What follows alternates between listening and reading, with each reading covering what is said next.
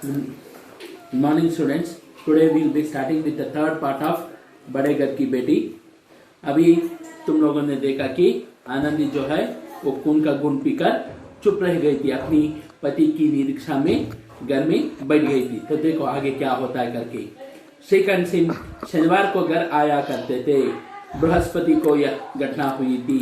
2 दिन तक आनंदी कोप भवन में रही, ना कुछ खाया ना पिया, उनकी बाट देखती रही। अंत में शनिवार को वह नियमानुसार संध्या समय पर घर आए और बाहर बैठकर कुछ इधर उधर की बातें, कुछ देश काल संबंधी समाचार तथा कुछ नए मुकदमे आदि की चर्चा करने लगे।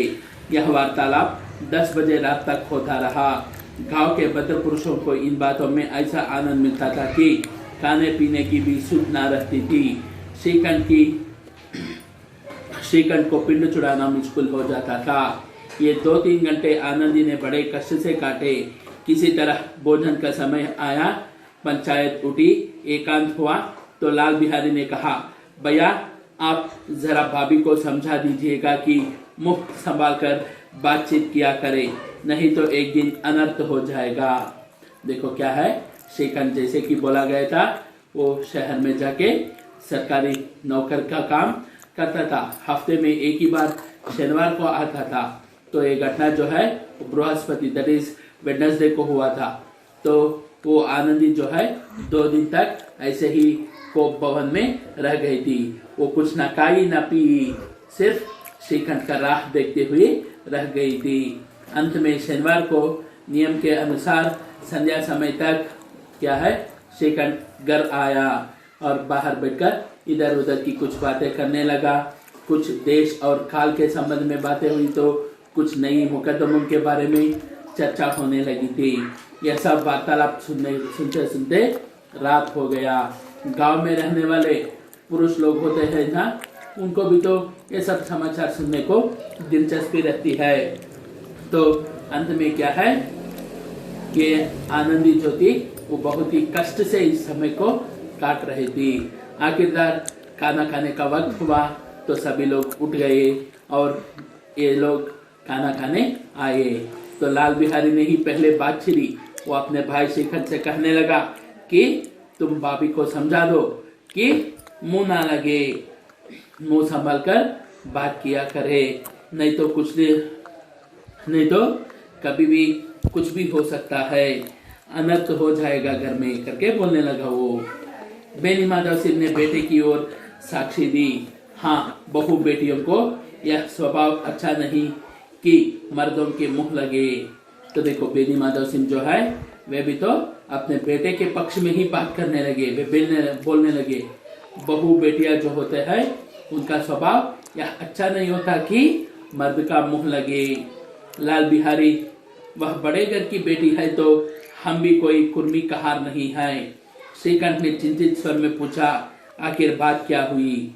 तो देखो लाल बिहारी भी कहने लगा, अगर वो बहुत बड़े घर की बेटी है तो हम भी कोई सड़क चाप कुर्मी कहार करके बोल रहे, मतलब गरीब लोग नहीं है। श्रीकांत ने चिंतित स्वर में कहा, आखिर बात क्या है करके पूछा वो। लाल बिहारी ने कहा, कुछ भी नहीं, यो ही आप उलझ पड़ी। मायके के सामने हम लोगों को कुछ समझते ही नहीं।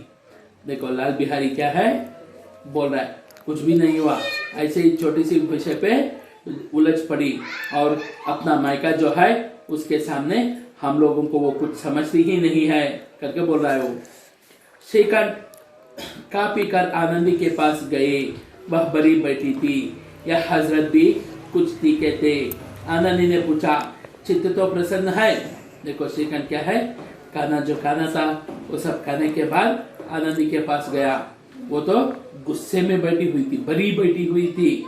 यह हजरत मतलब ये भी तो थोड़े टीके हुए थे क्योंकि पिताजी और भाई ने तो कुछ बोल दिया था।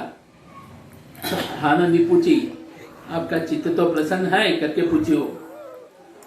श्रीकांत बोले, बहुत प्रसन्न है, पर तुमने आजकल घर में यह क्या उपद्रव मचा रखा है?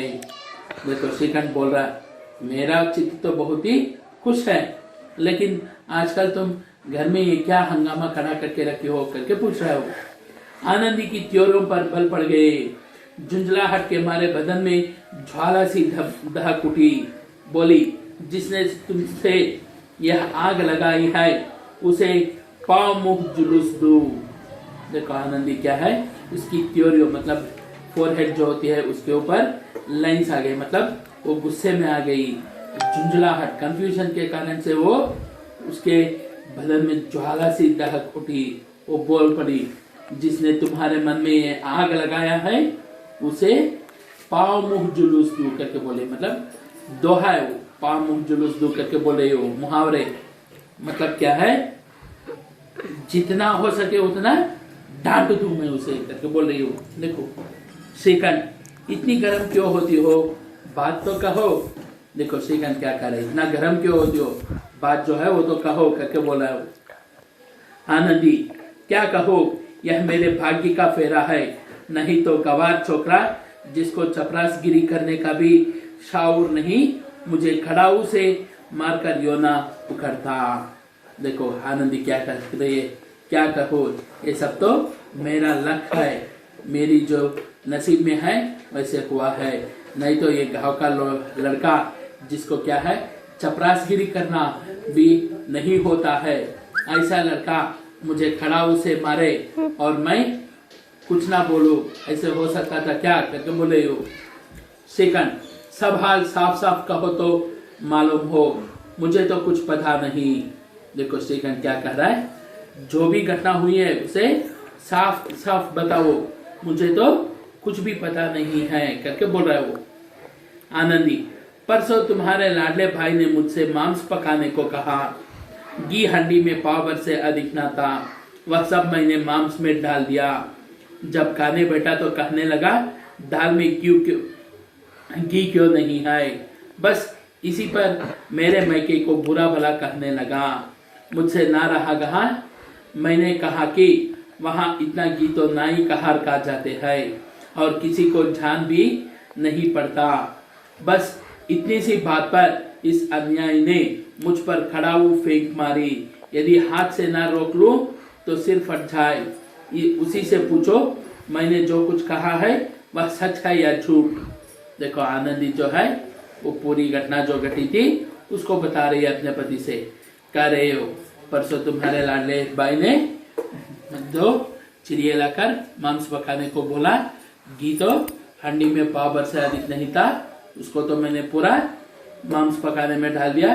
बेटा तो दाल में घी नहीं है करके पूछा तो मेरे कहने पर गुस्से में आकर मेरे मायके को डांटने लगा। जब मेरे मायके को डांटने लगा तो मुझे भी गुस्सा आया और मैंने भी कह दिया कि इतना घी तो वहां पर नाई कहार खा जाते और वो दूसरों को पता भी नहीं चलता। इस पर इस अन्यायी ने मुझे खड़ाऊ से मारा, अगर हाथ से ना रोक लेती तो सिर फट जाता। ये बात सच है या नहीं, चाहे तो तुम उसी से पूछ लो करके बोली। मतलब जो घटना घटी थी उसको साफ साफ तरीके से वो अपने पति से कह गई। श्रीकंठ की आंखें लाल हो गई, बोले यहाँ तक हो गया इस चोकरे का यह पर साहस।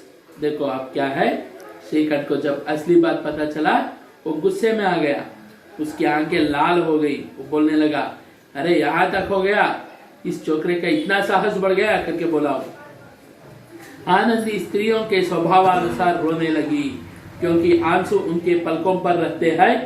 श्रीकंठ बड़े धैर्यवान और शांत पुरुष थे, उन्होंने कदाचित ही कभी क्रोध आता था।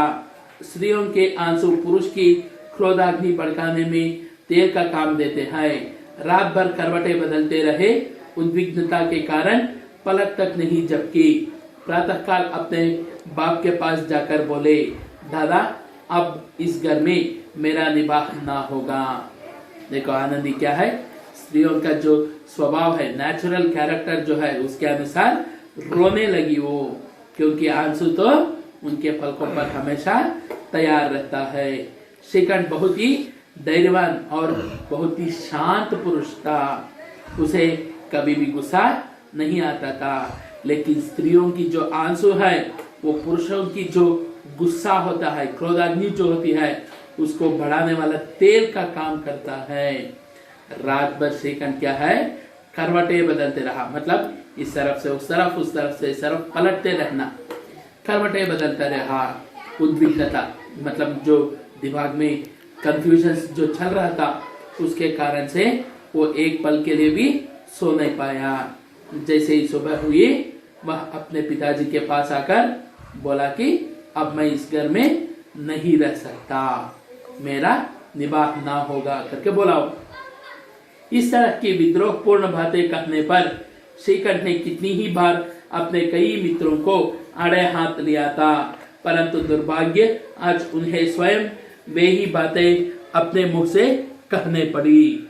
दूसरों को उपदेश देना भी कितना सहज है। देखो क्या कर रहे, इस तरह का विद्रोहपूर्ण बात रहे, मतलब घर छोड़ के जाने की जो बातें होती है, इसे कहने पर श्रीकंठ अपने बहुत सारे मित्रों को मार पीट के समझाया था, आड़े हाथ लिया था करके बोल रहे, मतलब उन लोगों से झगड़ा करके उनको समझा के उन्हें ठीक किया था। परंतु आज बैड लक की उसे ही स्वयं इन बातों को कहना पड़ रहा है। दूसरों को उपदेश देना भी कितना सहज होता है। बेनी माधव सिंह घबरा उठे और बोले क्यों। देखो बेनी माधव सिंह जो है वो तो डर गए एक पल के लिए, तो पूछे क्यों करके पूछे। श्रीकांत इसलिए कि मुझे भी अपनी मान प्रतिष्ठा का कुछ विचार है। आपके घर में अब अन्याय और झूठ का प्रकोप हो रहा है। जिनको बड़ों का आदर सम्मान करना चाहिए वे उनके सिर चढ़ते हैं। मैं दूसरों का नौकर ठहरा घर पर रहता नहीं। यहाँ मेरे पीछे स्त्रियों पर कड़ाऊ और जूतों की बौछारें होती है।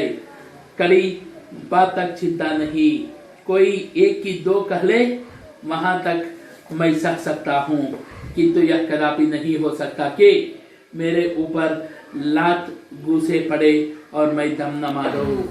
देखो श्रीकांत क्या कह रहा है, इसलिए घर छोड़ना चाहता हूँ कि मेरा भी अपना खुद का कुछ मान और प्रतिष्ठा का विचार है। आपके घर में अब अन्याय और हट का प्रकोप करके कर रहे, मतलब प्रयोग हो रहा है। जिनको बड़े लोग जो होते हैं उनका आदर सम्मान जो करना है, वे उन बड़े लोगों के ऊपर बैठ रहे, सिर चढ़ रहे, मतलब उनका कोई बात नहीं मान रहे हैं। मैं तो दूसरों का नौकर ठहरा हमेशा घर में रहता नहीं हूँ। यहाँ पर मेरे पीछे स्त्रियों पर खड़ाऊ और जूतों की बौछारें हो रही है। कड़ी बात की कोई चिंता नहीं, मतलब कोई बड़ी बुरी बात कह दे इसकी कोई चिंता नहीं, या एक या दो मार दे उसका भी कोई चिंता नहीं। लेकिन मैं ये कदापि सहन नहीं कर सकता कि मेरे ऊपर लात घूसे पड़ते रहे और मैं उसके खिलाफ बात ना करूं। बेनी माधव सिंह कुछ जवाब ना दे सके। श्रीकांत सदैव उनका आदर करते थे। उनके ऐसे तेवर देखकर बूढ़ा ठाकुर अवक रह गया। केवल इतना ही बोला, बेटा तुम बुद्धिमान होकर ऐसी बातें करते हो। स्त्रियां इस तरह घर का नाश कर देती है, उनको बहुत सिर चढ़ाना अच्छा नहीं। देखो बेनी माधव सिंह क्या है, ये जवाब जो है इसे सुनकर एक सेकंड के लिए चुप रह गए। श्रीकांत सदैव उन्हें बहुत ही रेस्पेक्ट देता था। उनके इस बातों को सुनकर ठाकुर कुछ कह ना सके, केवल इतना ही बोले, बेटा तुम तो बुद्धिमान होकर ऐसे कह रहे हो। स्त्रियों का जो बात होती है वो तो घर नाश करने वाली होती है, उनको बहुत सिर चढ़ाना जो है वो अच्छा नहीं है करके बोला। श्रीकांत इतना मैं जानता हूँ, आपके आशीर्वाद से ऐसा मूर्ख नहीं हूँ। आप स्वयं जानते हैं कि मेरे ही समझाने बुझाने से इस गांव में कई घर संभल गए, पर जिस स्त्री की मान प्रतिष्ठा का ईश्वर के दरबार में उत्तरदाता हूँ, उसके प्रति ऐसा घोर अन्याय और पाशवत व्यवहार मुझे असह्य है। आप सच मानिए, मेरे लिए यही कुछ कम नहीं है कि लाल बिहारी को कुछ दंड नहीं देता। देखो श्रीकांत क्या है, इतना तो मैं भी जानता हूँ, आपके आशीर्वाद से मैं तो ऐसा मूर्ख नहीं हूँ।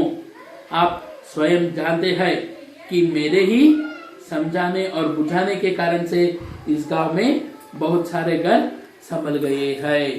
पर जिस स्त्री का मतलब उसकी पत्नी जो है, उसकी मान और प्रतिष्ठा का भगवान के सामने साक्षी हूं, क्योंकि शादी करते समय भगवान के सामने प्रतिज्ञा किए होते, तो वो कह रहा है उत्तरदाता हूं उसके प्रति ऐसा घोर अन्याय और पाशवत व्यवहार, मतलब प्राणियों के साथ करने वाला जैसा व्यवहार, ये मैं कदापि सह नहीं सकता, असह्य हूं करके बोला हो, मतलब कदापि सह नहीं सकता। आप सच मानिए, मेरे लिए तो ये कुछ कम नहीं है कि मैं लाल बिहारी को कुछ दंड नहीं देता करके बोल रहा हूं।